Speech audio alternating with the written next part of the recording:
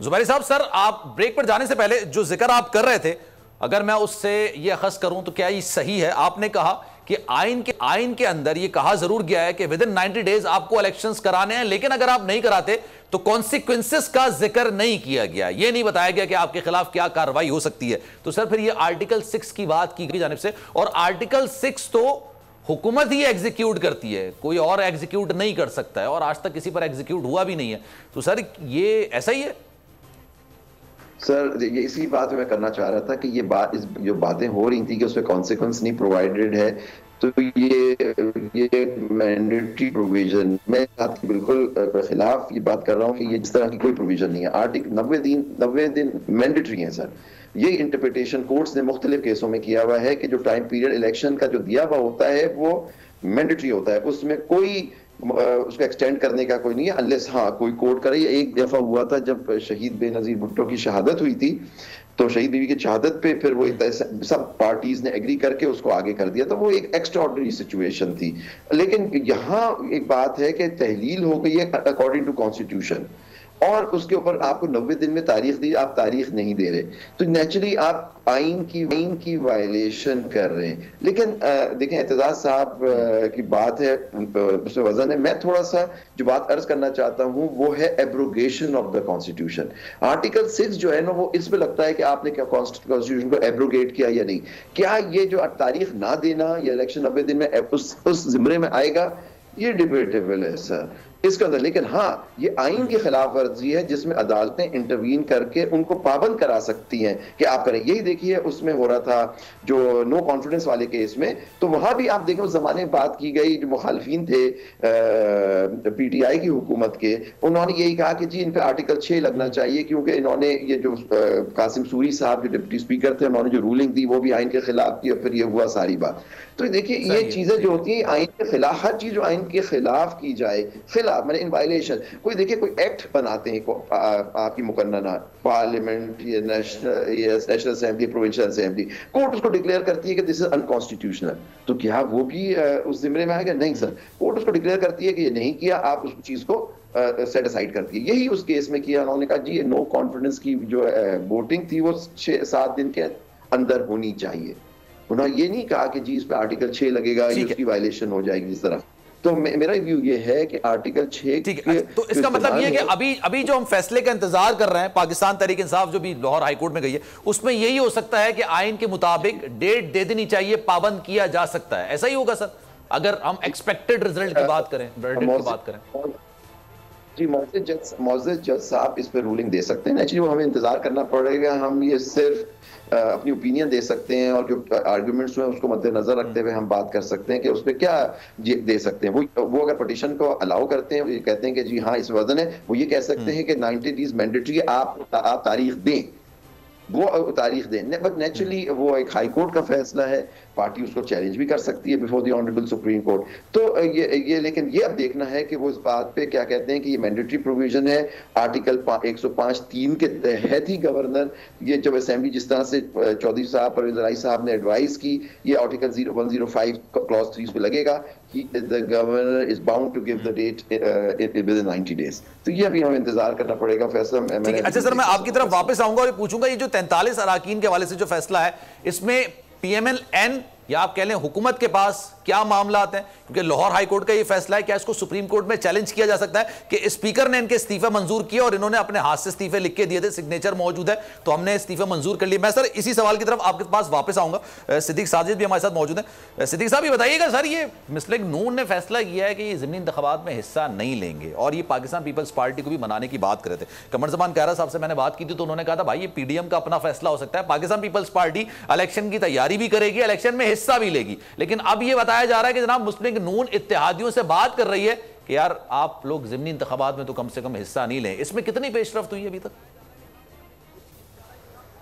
देखिए, मैंने पहले भी कहा कि मुस्लिम लीग नून के अपने उम्मीदवारों ने कागज जमा करवाए हुए हैं। इस्लामाबाद से तारिक फजल चौधरी ने कागज जमा करवाए हुए हैं, खैबर पख्तूनख्वा से अमीर मुकाम की हिदायत पर वहां पर लोगों ने कागज जमा करवा दिए हैं। हत्ता कि अभी तक डिसाइड नहीं किया नून लीग ने कि उन्होंने इंतखाबात में हिस्सा है या नहीं देना है। हाँ, ये बात लाजमी है, मैं आपकी इसके ऊपर अभी तक इनका कोई डिसीजन नहीं है, फैसला साजी नहीं हो सकी। किस वजह से नहीं हो सकी, इंतजार कर रहे हैं नवाज शरीफ का। पीपल्स पार्टी बड़ी वाज़ेह फैसला करना किसने है ये तो बताएं, चले मुझे बताएं फैसला करना किसने है कि इलेक्शंस में जाना है नहीं जाना। मरियम सफदर ने करना है, नवाज शरीफ साहब ने करना है, शहबाज शरीफ साहब ने करना है?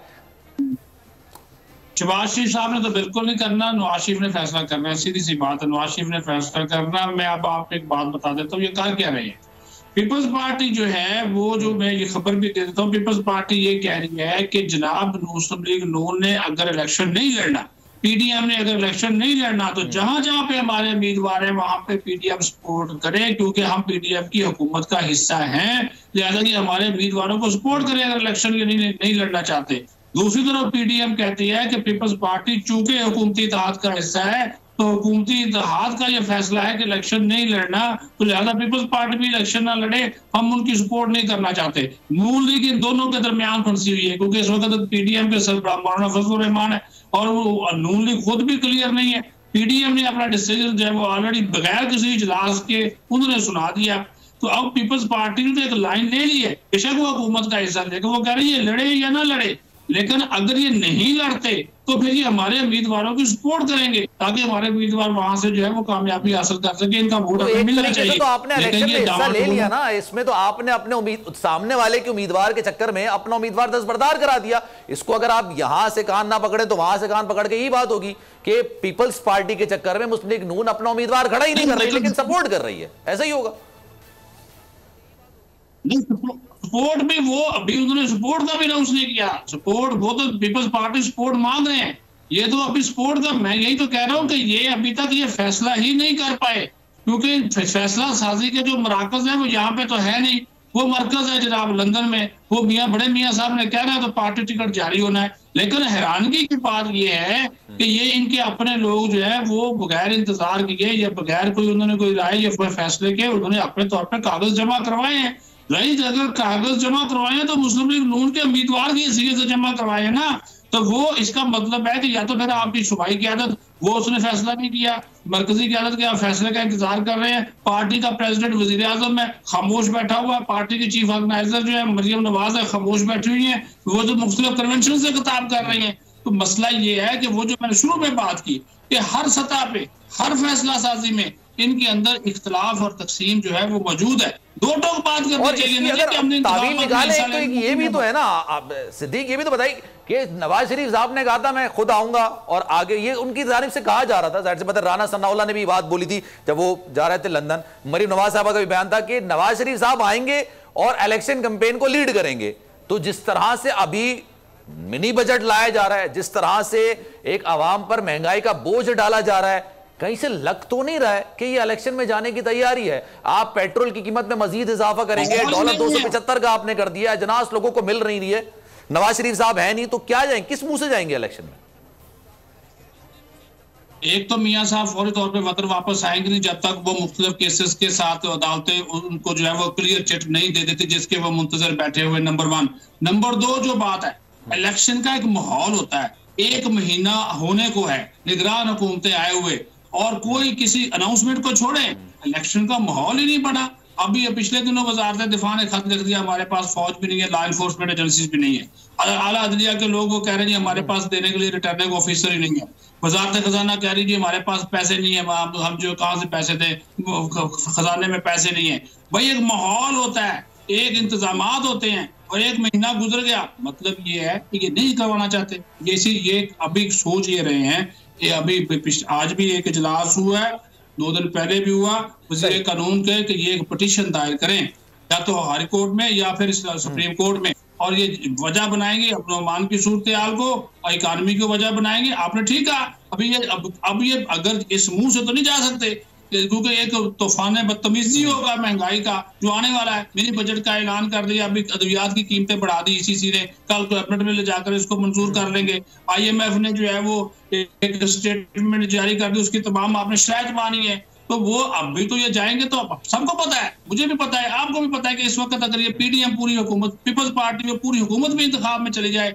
ये नहीं जीत सकते। और ये इंतखाब लड़ेंगे जीतने के लिए अगर कोई इंतखाब, वो दूसरी पार्टी जो सामने आपका बैठा हुआ और इनकी तरजीहात में पंजाब में हुकूमत शामिल है, तो ये अभी फिलहाल चीजें समझ में आ नहीं रही है। बोल उड़ाएगा सबका होश। भूल जाएंगे सब अपना जोश। बहुत जल्द आ रहा है PSL स्पेशल ट्रांसमिशन सिर्फ बोल न्यूज पर।